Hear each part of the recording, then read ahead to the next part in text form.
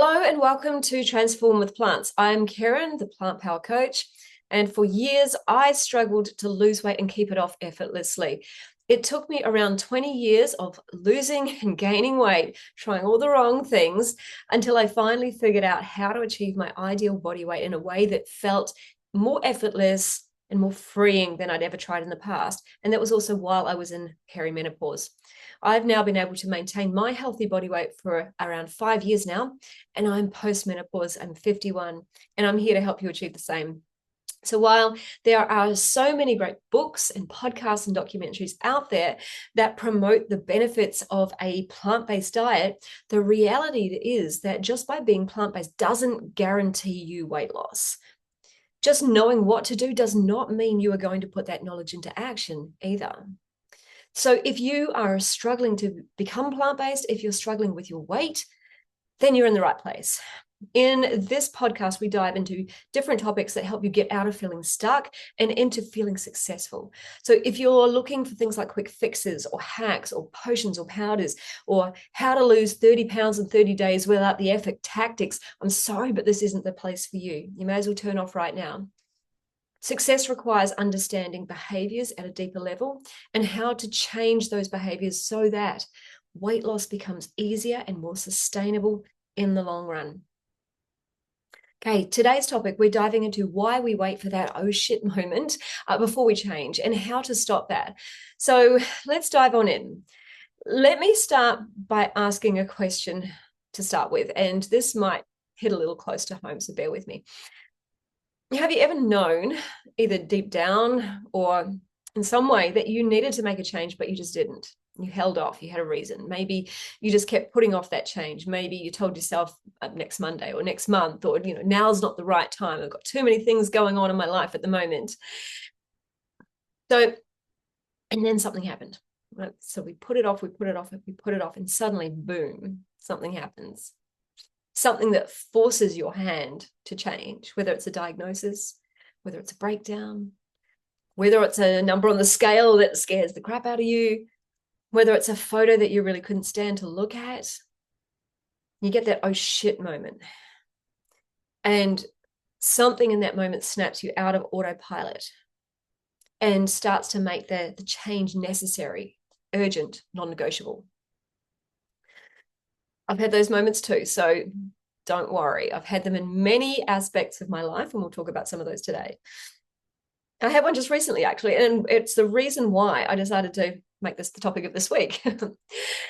A couple of years ago, I was in San Francisco, and I was trying to get the lid off a water bottle. And it was one of those bottles that was like really, really crunchy. It was really hard to hold, and the top just wouldn't unscrew. So what did I do? Got my teeth in there. And the moment that I got my teeth in there, oh, the pain. I didn't know it at the time, but I just cracked a tooth. I came back, went to my dentist, and he said, yes, you have cracked your tooth. I'm going to be able to give you a patch up today, but you are going to need a root canal. That was 2 years ago. He fixed me up so good. The pain went away. And because I was no longer in pain, I kind of didn't get on to booking the rest of that root canal, did I? No. In that moment, the pain of handing over some more money, the pain of trying to fit these appointments into my calendar, that was greater than the pain that I was in. In fact, I was no longer in pain. The physical pain in my mouth had gone away because he'd patched me up. Roll on 2 years later, just before Easter, I'm about to go away, head up north to Blues Fest. I'm about to head away for 2 weeks. And what do I do again? I've got a container, little, food storage container that won't close. So what do? Same thing again. Oh my goodness, the pain. It reminded me, gee, I haven't booked that root canal in yet. I've got to do that, but I can't do that yet because I'm going away. So I was away for 2 weeks. The pain was on, it's off, it's on, it's off. I'm taking pain meds, trying to manage the pain with pain meds. It's a symptom, but I need to get to that root cause. I get back from my 2 weeks away and I go straight into free challenge week. I do weekly five-day challenges. There's another one coming up in June very shortly, and I'll talk to you about that at the end of this. All right, so hold tight on that. But I was running into my next May free weight loss workshop. And when I'm running those workshops, it's so busy that I just do not have the time to, do anything apart from focus on the challenge. And so I didn't have time to book. I told myself I didn't have the time to book that appointment. And so, of course, I left it another week. And then I left it another week until that pain suddenly started to become unbearable. And I called up my dentist straight away on a Saturday, and they said, look, it sounds really urgent. You're going to need to come in today. Can you come in today? And thankfully, Saturday I was able to go in, and they were able to rebook me. They said, yes, you've got to have the root canal done.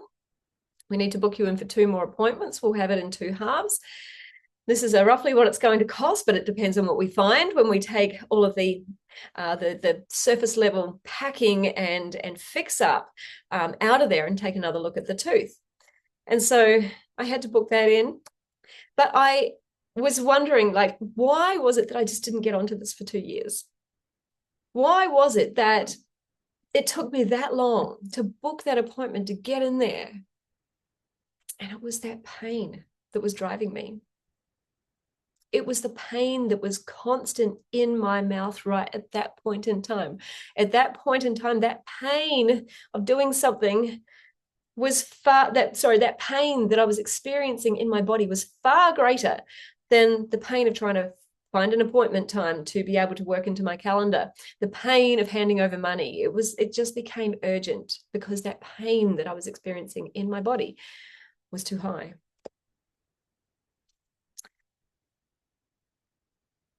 I also have had many other instances like this with jobs, with relationships, staying in things for too long.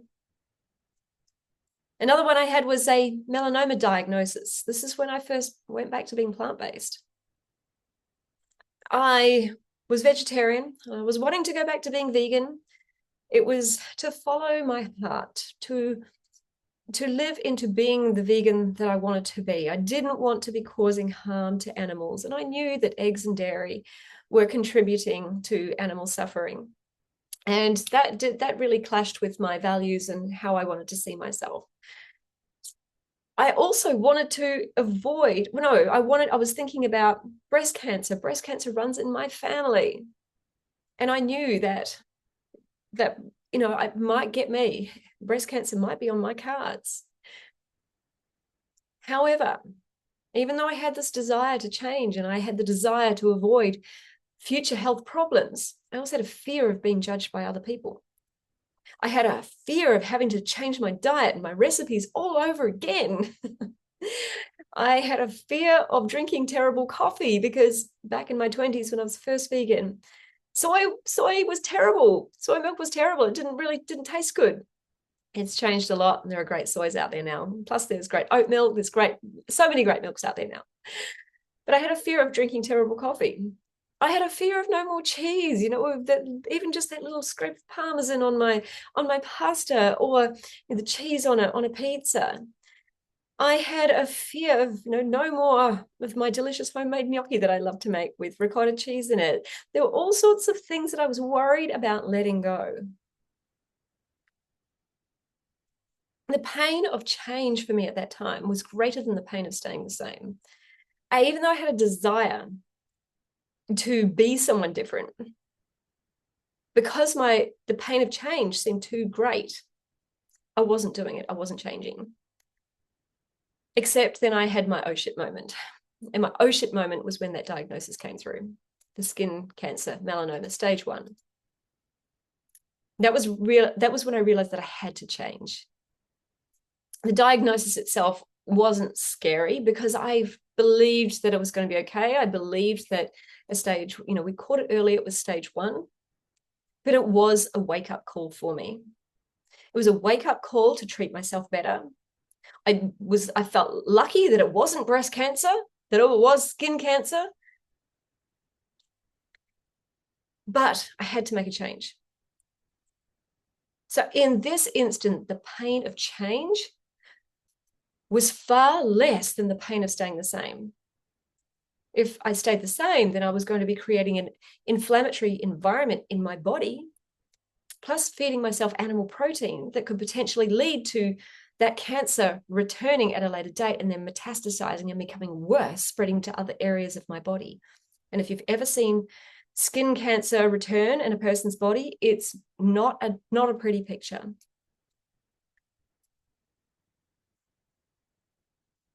It gave me, in those moments, an instant urgency, a reason to instantly change my behavior.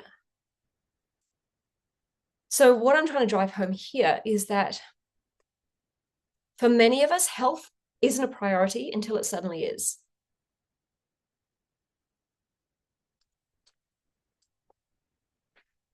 And I see this all the time with people on their weight loss journey.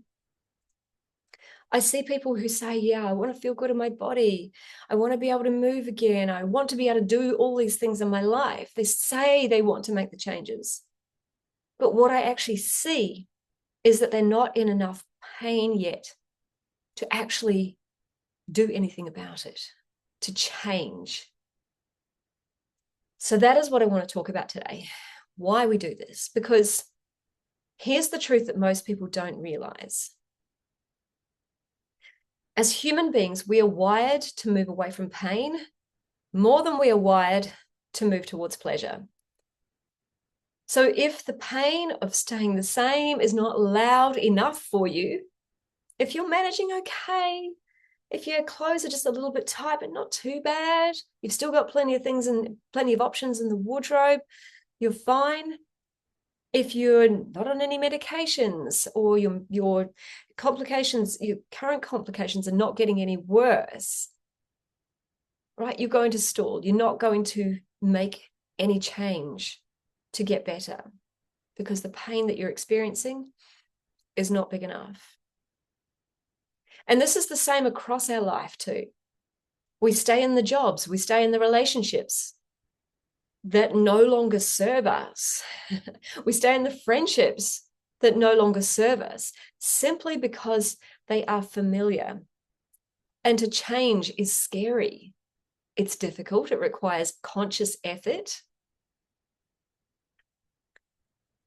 But what if we didn't need a crisis to create momentum? What if we could generate enough leverage before things fall apart? So that's what we're going to explore in today's episode. And I'm going to share why this happens and how to flip the switch without waiting for that rock bottom moment to appear, and how to use this understanding to finally create real change from a place of choice and not from a place of crisis. So let's dive in. Let's look at pain versus pleasure and why pain is our true motivator and not pleasure. So one of the biggest reasons that we don't take action, as I said, even when we want to, is that we're not in enough pain yet. I know it sounds harsh, but do stay with me. Bear with me for a moment. Let me explain this. So our human brain, the way it works is that we are wired to avoid pain more than to seek pleasure. So in psychology, this is known as loss aversion. And it just means that we'll work harder to avoid losing something than we will to gain something. So even if you want to feel good in your body, like having more energy, having more confidence, wearing clothes that you love, it all sounds amazing, right? I speak to so many people who want this outcome. But if your current discomfort isn't unbearable yet, if you're managing in your body, if your clothes are just a little tight but not awful, your energy's a little low but you're still functioning, then your brain doesn't necessarily see that as a strong reason to change. It will always choose the known discomfort over the unknown effort of change. And here's the kicker. It doesn't matter how badly you want that pleasure of a future outcome if that pain of your current reality isn't louder. Let me say that again. If the pain of your current reality isn't louder than your desire for comfort, you will not move. Tony Robbins talks about this a lot in his work. I have done his Date with Destiny six-day immersion twice now, and he calls it getting leverage with yourself. So what that means is that you have to crank up the emotional intensity of what it is costing you to stay the same right now. And it's not just, I want to lose 10 kilos or 20 pounds or whatever. That is very vague, and it's just a number on the scale. I want to hear you say things like, I am sick of avoiding mirrors or photos. I'm sick of hiding in the back because I do not want people to see my body. I'm sick of pretending that I'm okay. I really hate that I have no energy to play with my kids anymore. I want to be able to get down on my grandkids, and I hate that when I get down on the floor, it's a struggle to get up. I hate that I'm always saying no to my kids or grandkids to taking them places because I'm too exhausted. I hate that I can't just know that I'm going to be able to sit in an airplane seat and be okay for a 14-hour flight to travel across the world and, come and see me in Australia or wherever you want to be going, right? I'm frustrated that my body doesn't feel like mine anymore, that I'm just not being me and I'm not living my life the way I want to be living it anymore. I'm frustrated that I'm sitting on the sidelines and watching my life pass me by. That's what I mean by leverage. That's what I mean by really cranking up that leverage with yourself. It's that real emotional fuel that is going to create action for you, that's going to drive you out of your comfort zone because you realize that you're really not you're not comfortable at the moment at all. Because when you dial up that true cost of staying the same, that change starts to feel like the easier path. It feels like the necessary thing to do. And here's a quote that I come back to often. You've probably heard it before yourself. Until the pain of staying the same becomes greater than the pain of change, we do not change. I don't know who said it originally, but I know that Tony Robbins quotes it all the time. I'm not sure if he's the original author or not. But this is true, right? We don't just change because we logically know that what to do or that we should change. We change because we can no longer stand that gap between where we are and where we want to be. So if you're listening to this and thinking, I don't get why I can't just get myself to do that thing. I know what to eat. I know I should move my body more, right? If that's what you're saying to yourself, it's not a knowledge problem. That's a leverage problem. Your brain has done the maths, and right now it thinks that the discomfort of change outweighs the discomfort of where you are. It's more painful to change than to stay the same. And it's saying, no, we're just not going to make that change. So the work isn't to shame yourself into action. It's to recognize how your human brain works and to start building pain. It's to connect more deeply with what it is costing you right now to not change. So think about, what is the emotional toll? What's the physical drain? What are you missing out on in life? Who else is being impacted by you not being your healthiest self right now? Because when the cost of staying stuck becomes crystal clear and emotionally real, that is really when things start to shift. So here are some questions for you that I want you to ponder. Write these down. What discomfort, frustration, or pain am I currently tolerating in my body, in my health, or my habits? I want you to be really specific here. I want you to really think or feel actually into how your body feels right now, how your clothes fit, how your energy feels. Really feel into your own self-talk even. How does the way you speak to yourself, how does it feel?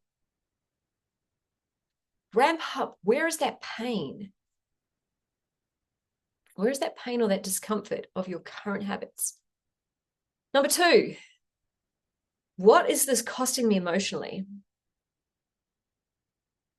Is that confidence, self-trust, the freedom to show up fully, the joy of feeling proud of yourself?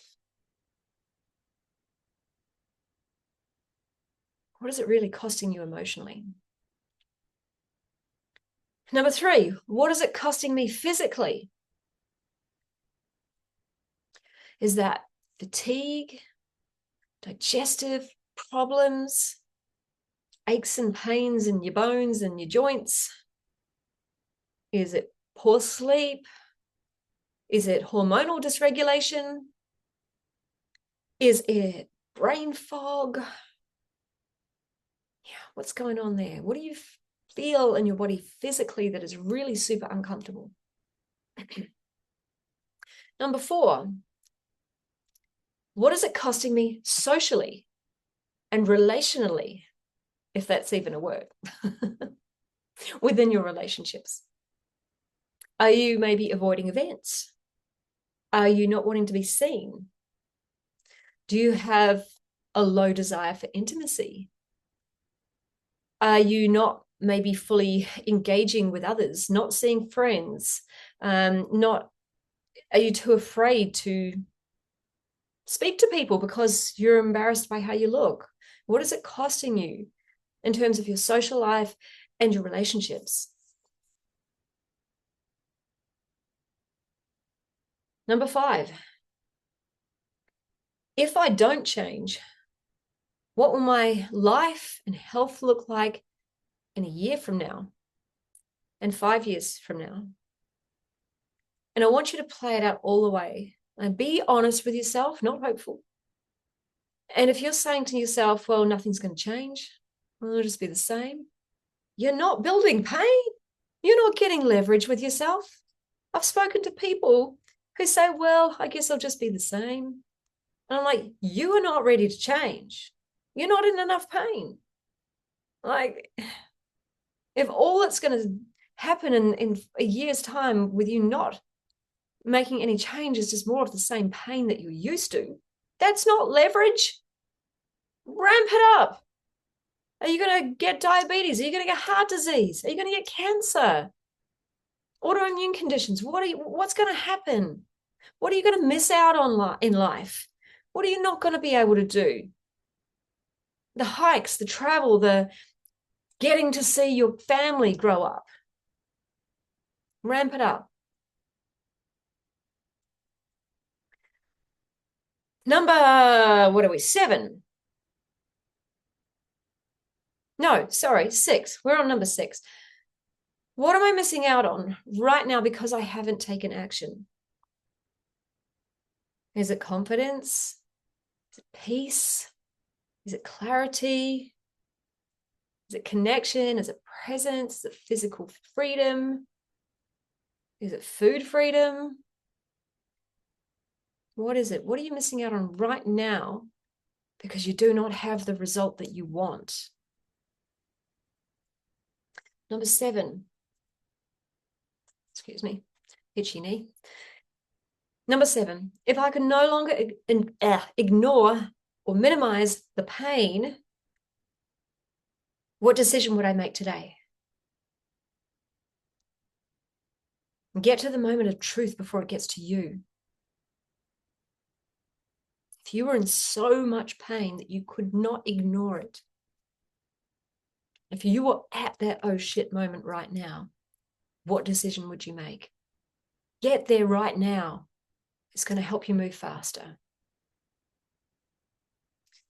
And number 8, what would it feel like to finally take action and get support?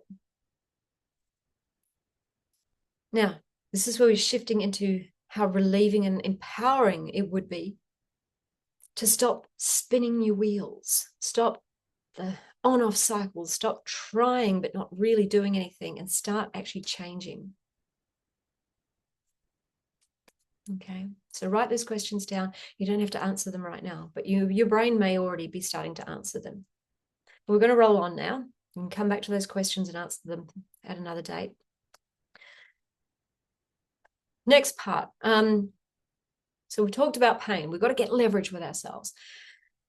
The next part I want to talk about is the "that won't happen to me" bias.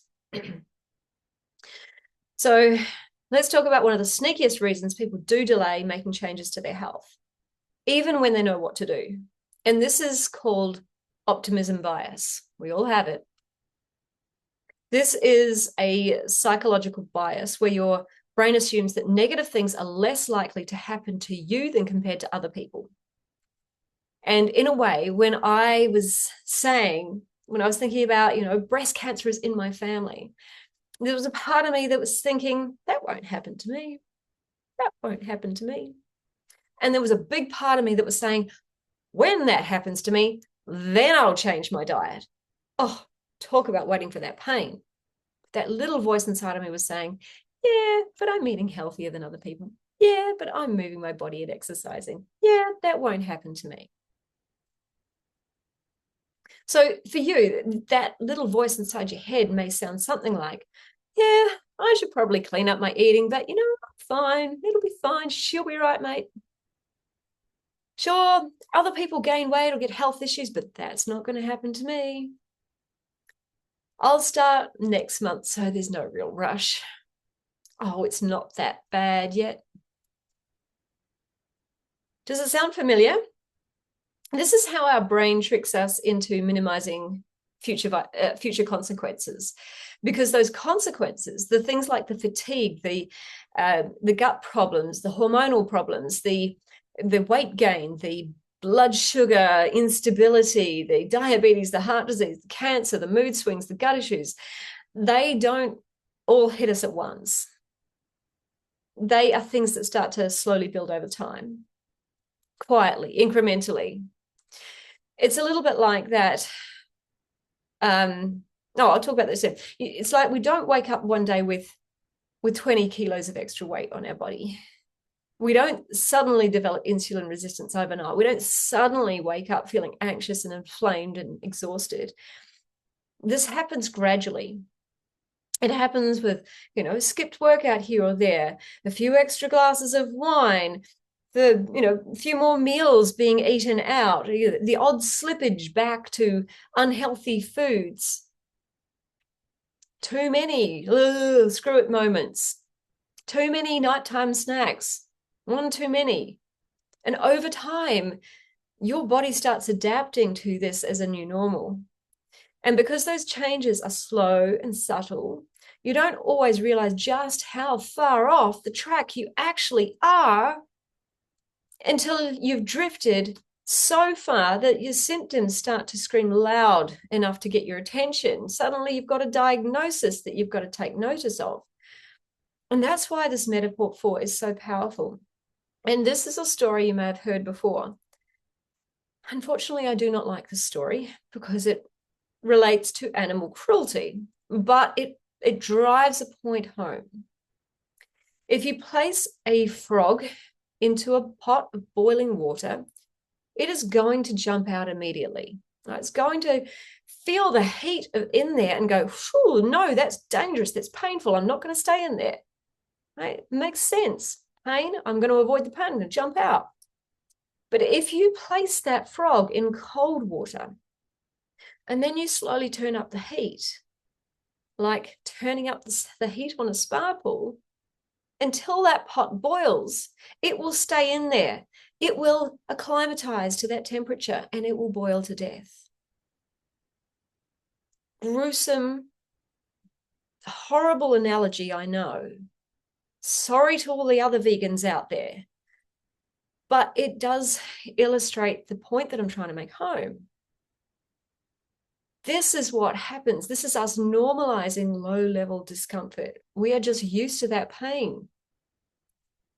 We tell ourselves it's not bad, we'll deal with it later. It's not urgent to deal with. And we say, I'm just too busy at the moment. I'll take better care of myself later, after this project, after this birthday, after this holiday.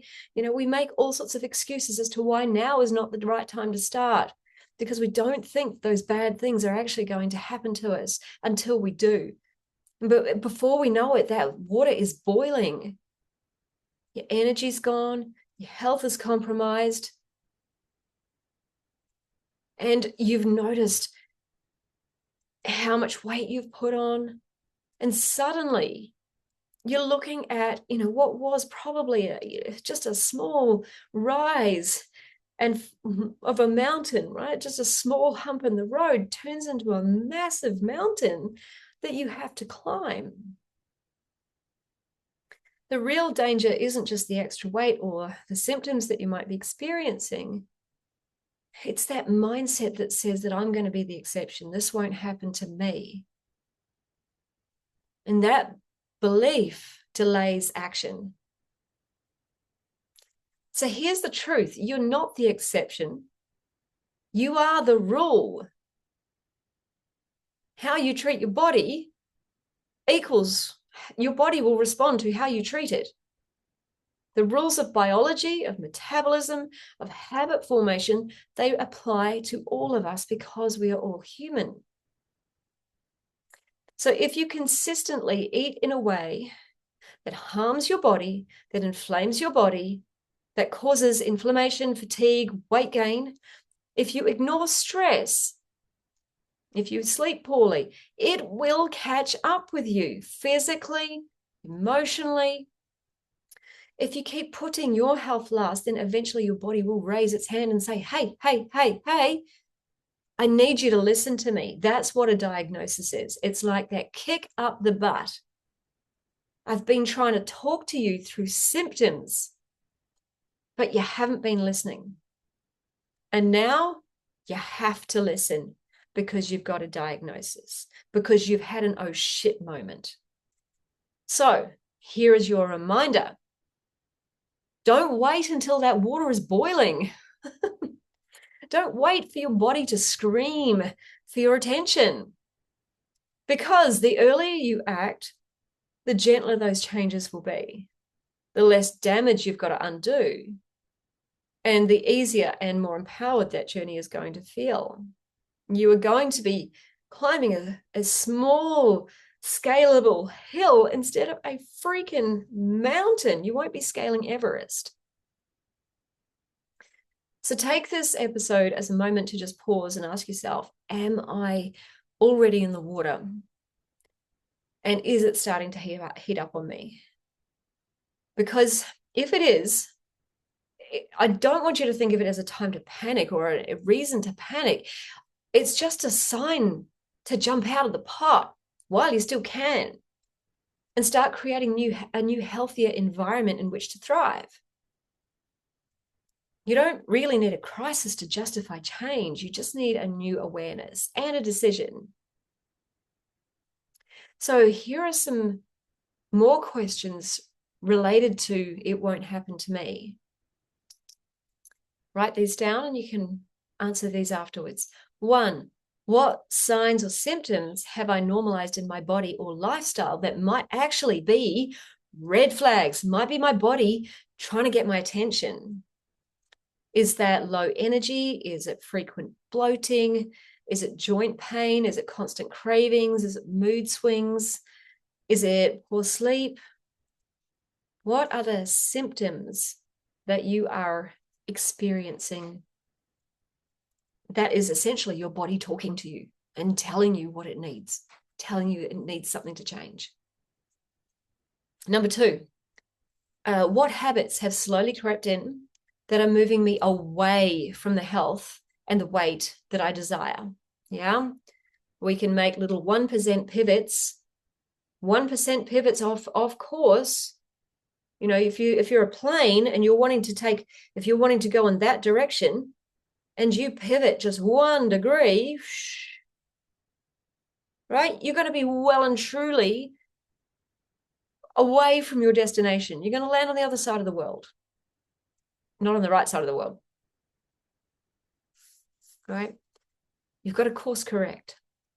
So what habits have crept back in that are taking you away from your goal? Is that things like more frequent takeaway? Have you added oils back into your cooking? Have you been moving your body less? Are you mindlessly snacking? Do you have a nighttime snacking problem? Are you not paying attention to your hunger and satiation? Are you not eating your vegetables? Have you allowed meat and dairy back into your life? Are you skipping breakfast? Are you even ignoring your hunger so that later on you're going to binge? Are you staying up late? Are you dishonoring your body's natural circadian rhythms? Are you not drinking your water? Yeah. What habits have either slowly crept in or have you abandoned that are now taking you away from the health that you desire? Number 3, if I keep living exactly as I am now for another year, what is the outcome? Physically, emotionally, mentally. We've already talked about this one. Be honest. Do not sugarcoat it. Freaking ramp up that pain. If nothing's going to change, again, you're not getting that leverage. Number 4, what am I telling myself that allows me to delay action? What lies am I telling myself? Oh, it's not that bad. I'm not in as much pain. Other people need help more than I do. I don't have time. I'll start next month. Now is too busy. I don't have the resources. What are you telling yourself? It's hard for me. What lies are you telling yourself that stop you from taking the necessary action? Number 5, who else could be affected if I don't take care of myself right now? Again, we've just done some work on this. Think about the relationships, the energy for your kids, the emotional availability for other people in your life, being able to give from a full cup instead of a depleted cup, long-term independence. What else? Who else could be affected if I don't take care of me? What would be different? Number 6, what would be different in my life if I felt good in my body every single day? And number 7, what is one small step I can take this week to jump out of that water and start reversing the heat? Or think about it like this in terms of the plane. What's one thing I can do this week to slightly course correct? And then you can make another adjustment and then another adjustment and another adjustment. And soon you'll be at your destination. One small step, just take it one step at a time. What's one thing you've let slip? One thing you can fix up right now. All right, moving on. Let's look at why future pleasure does not motivate you fully. Your brain, or the human brain, will always choose short-term comfort over long-term rewards, unless you give it a very compelling reason not to. This is why the idea of, I'll feel amazing in my body and I'll feel confident and I'll be able to wear all the beautiful clothes that I want to be able to wear and I'll be able to walk into a shop and just choose anything off the rack and it's going to fit and look amazing on me. That's why it does not get us up off the couch and making change. That future version of you, the one who feels, light and free and energized and confident, right? She sounds amazing, but she's also really far away. And when your brain is presented with 2 options, A, a walk in the rain after work, or B, the couch and your favorite snack and a blanket and a glass of wine, right? It's going to pick the one that delivers the comfort right now, not the one that promises confidence and maybe a 6-pack in 6 months. That's just how we're wired. So I don't want you to beat yourself up. It's normal. It's human behavior. Just accept it for what it is. Accept who you are and how you automatically operate, just for who you are. And we've got to work with it. This is called present bias. It's the tendency to overvalue immediate rewards and undervalue those future consequences or benefits or rewards.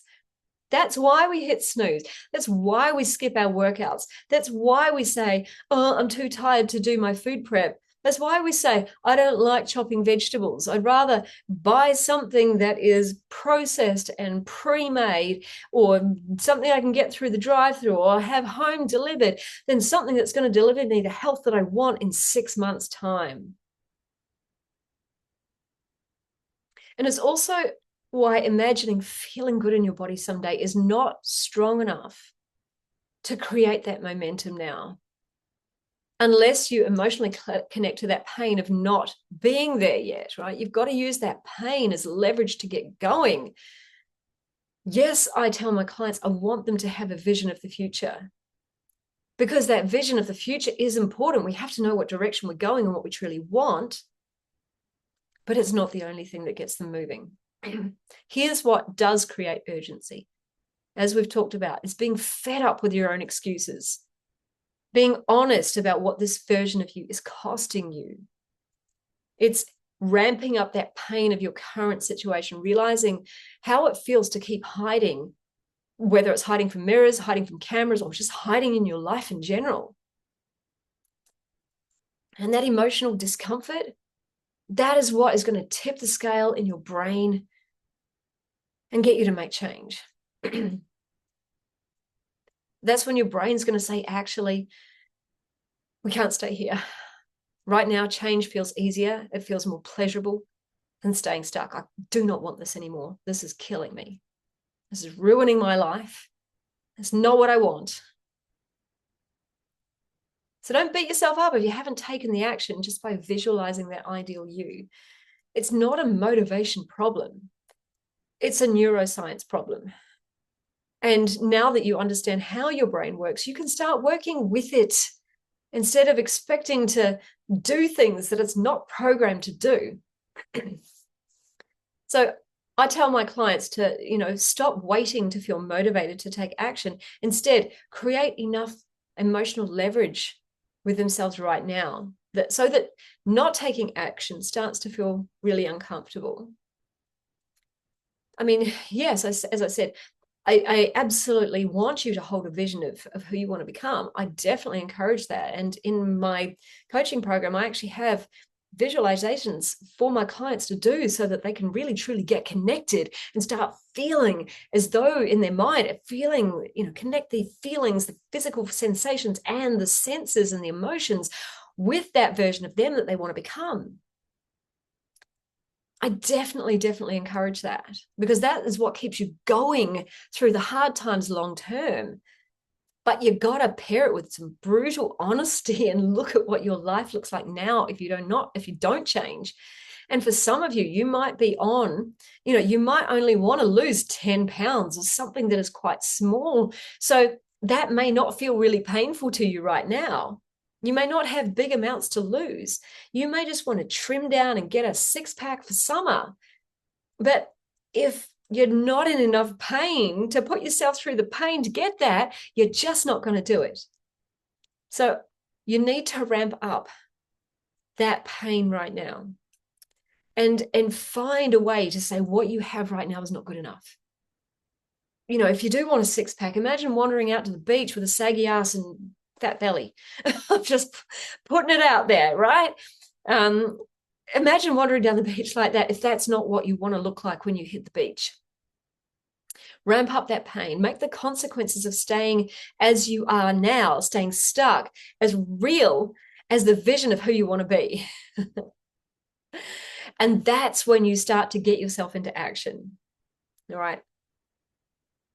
So a few questions for you as well. One, what is the future version of me that I keep imagining? Like, who is that? Just describe that version of you in detail. Describe your energy levels, describe your confidence, describe your routines, describe how you feel in your body, describe how you feel emotionally even. What does it really feel like? You want to connect all of your senses, your sensations, your senses to that vision. 2, why do I want to become that version of myself? What would be possible for you? What would you do different? Because remember, we have to do something different in order to have a different result. But why do you want to do it? Why do you want to put yourself through this pain of change to become that person? And how does it feel in my body to not be there yet? Ramp up that pain. Again, be honest. Is there frustration? Is there disappointment? Is there sadness? Is there shame? I'm not saying you have to stay with those emotions and beat yourself up over them. No, but we're using them as a way to move you forwards, right? What am I telling myself? Question number 4. What am I telling myself that makes it okay to delay action? Am I saying I'll start when life settles down, when the holidays are over, or I feel better, right? Am I telling myself it's not that bad yet? I can figure it out on my own. Number 5, what is chasing short-term comfort cost me so far? Again, you're thinking about all the things that you've missed, or the time, the energy, the missed opportunities, the self-confidence, the self-trust, the feeling good in your body. And number 6, what could change for me in the next 6 to 12 months if I started taking small, consistent action right now? Yeah, small habits can lead to big changes when they could, because they compound. And last question, number 7, which feels more painful, the effort of change or the pain of staying the same? I want you to really be honest here with yourself. This is where your leverage lies. If the pain of change still sounds greater than the pain of staying the same, you've got some work to do. Go back and review those questions again. Okay, so by now you probably realize that there's a few important things, that it's not about how much you want to change. It's about whether you've created enough emotional leverage, emotional pain to make that change feel urgent right now. Because until you do, your brain is going to keep choosing that path of least resistance. It's what it's designed to do. It's not a programming fault. It's just how the human brain works. So work with it, right? How can you change that? You create emotional leverage by getting brutally honest about what staying stuck is really costing you. Not just in the future, tomorrow, years to come, because remember, your brain has a bias that thinks that's not going to happen to me. What's it costing you today? What's it really costing you today? Let's walk through it together. And if you can pause and really think about your answers to these next few questions. Even journal on them later if you want to. 1, what is really costing you right now? Not just, I don't feel my best. What's it really costing you to keep waiting? Is it your energy? Is it your confidence, your self-respect, your peace of mind? What's the mental load that you carry every single day, just from thinking about food, about weight, your health, not taking action? Right? There's a lot of mental energy that goes into even staying stuck, to not making a decision. Be honest. Most people severely underestimate how much emotional and mental energy they are spending on this without changing anything. Number 2, what is it costing you in your relationships? What are you withdrawing from? Are you maybe snapping at your partner or your kids because you feel so drained and disconnected from yourself? Do you avoid intimacy because you don't want to be seen? You feel uncomfortable in your body? And what's the ripple effect of that? 3, what will it cost you in a year, 5 years, 10 years, if nothing changes? Seriously, look down at that timeline. If you continue with the same habits and the same choices, the same avoidances or excuses, where does it lead?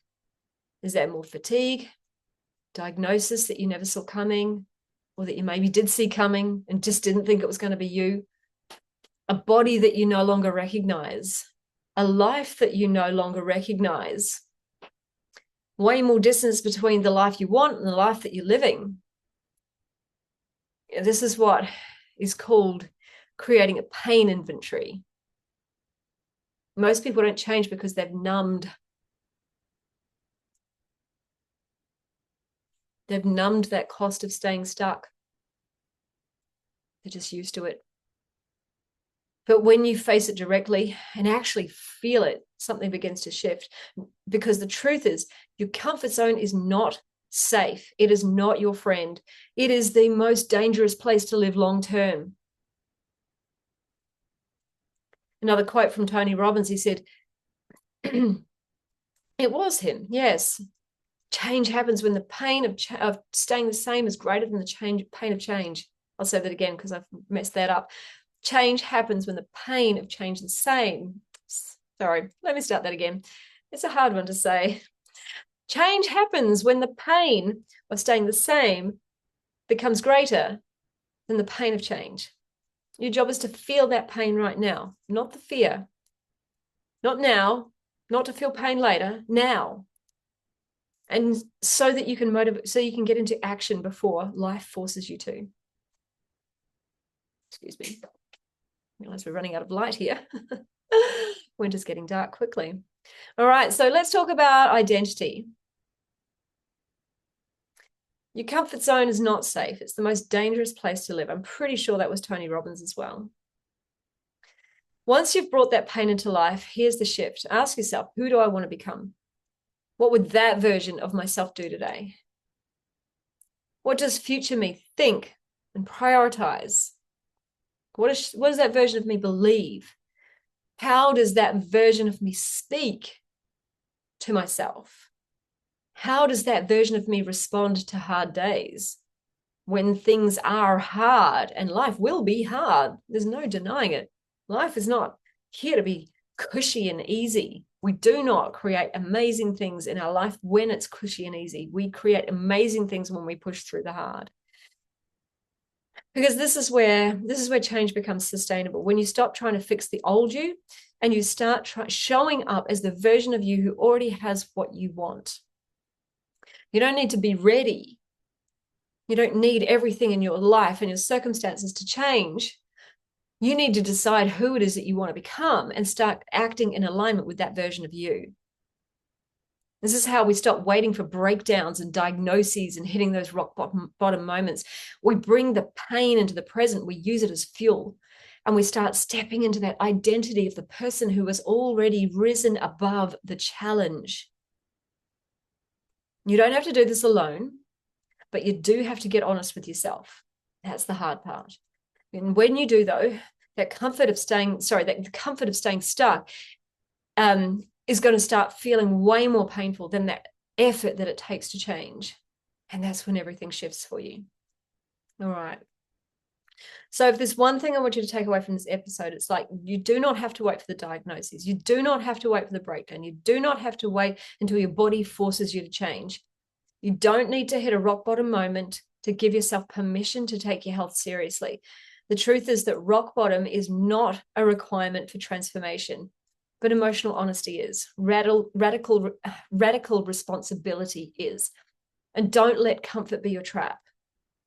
Don't let the "it's not that bad" be the story that keeps you stuck in a body and a life that doesn't feel aligned to you anymore. Because if you know deep down that something needs to shift, you need to start taking accountability and radical responsibility for that. If you're constantly thinking about it, if you keep promising yourself next Monday, if you're tired of starting and stopping, then now is your moment. This is your moment. This is your wake-up call. Not the loud, dramatic breakdown moment that you might have been expecting or waiting for. But it's that quiet, powerful decision to choose yourself before that pain makes you choose for you. And if that's where you're at, I want you to know that I got you, all right? We've all done it. We've all been there. I've waited in jobs too long and then been made redundant. Jobs I hated, and then I was made redundant. I've been in relationships too long and been dumped. Relationships that weren't working, trying to make something work that just was not working. I should have bit the bullet and left years ago, saved myself a lot of pain. No, I waited for the moment to be booted out, right? We all do it. So if you've been sitting in that stuck place and that I know what to do, but I'm not doing it loop, and you're ready to shift before it becomes urgent, I can help you make that happen. Whether it's joining one of my free 5-day weight loss workshops, and I'll talk to you about one very shortly, whether it's joining my coaching program, or even just continuing to follow this podcast, coming inside my free Facebook group, Plant-Based Health and Weight Loss Support. I'll put the links to all of these things in the notes. But you do have to be brave and take that first step, okay? Right? You're already powerful. You know what needs to happen. It's just about follow through now. And I'm here to walk it through with you. So thank you so much for being here today. Apologies for the darkness. I didn't realize I should have set up a light in advance. But if this resonated with you, please reach out on social media. Let me know on Facebook or Instagram, The Plant Power Coach. Message me on my personal Facebook as well if you want to, Karen Sawyer. Or come and join my Facebook group if you're not a member there already, Plant-Based Health and Weight Loss Support. As I said, I'll put all the links in the show notes. And I'd love to hear what landed for you. And please share this episode as well if you know that there's somebody who needs to hear this message. And before we just wrap up, I would like to personally invite you to something that could be that very first step in your transformation. So if you are tired of waiting for the perfect time, you're tired of that starting and stopping and tired of feeling stuck in a body and a life that just doesn't reflect who you want to be, then I am running my next free 5-day Stop Dieting, Start Transforming with Plants 5-day workshop in June. It kicks off June 9th my time. So that's June 8th if you're in the US or Canada. It's totally free. There's going to be live coaching sessions for 5 days with me. It's packed with everything that I wished I had known when I was struggling with my weight myself. I was stuck in that endless cycle of dieting on, off, restrict, binge, Weight Watchers, calorie counting, you name it, over-exercising, all the things. I tried all the things, I tell you. Well, most of the things anyway. So I'm going to deliver you the core process that I use to help my clients release their weight. This is over 5 days. It's 1 hour per day. And I'm going to help you let go of constant hunger and under eating, all or nothing patterns, boredom eating, the binge and restrict cycle, and that exhausted, I was good, so good yesterday, why am I failing today feeling. All right, if you're sick of all of that, I'm going to help you through it, okay? And I'm going to show you how to finally build a way of eating and living that is nourishing, it's satisfying, it's repeatable, and most importantly, it is sustainable for life. So you're going to learn how to transform your habits, not just meal plan, and how to do it in a way that supports your body, your goals, and your relationship with food and with your body. It isn't just another diet, it's a reset, it's a pattern interrupt, and it's the first step towards real lasting transformation using my holistic plants method, not punishment. So if you're ready to stop obsessing about food, you're ready to put weight loss, tick off that freaking goal by the end of this year, and start feeling great in your body, hit me up on Facebook Messenger under either Karen Sawyer or the Plant Power Coach, or hit me up on Instagram Messenger and let me know that you are interested. Again, I will put the notes in the links in the show notes for you. We start 8th to 9th of June and I would love to see you there. Okay, ciao for now.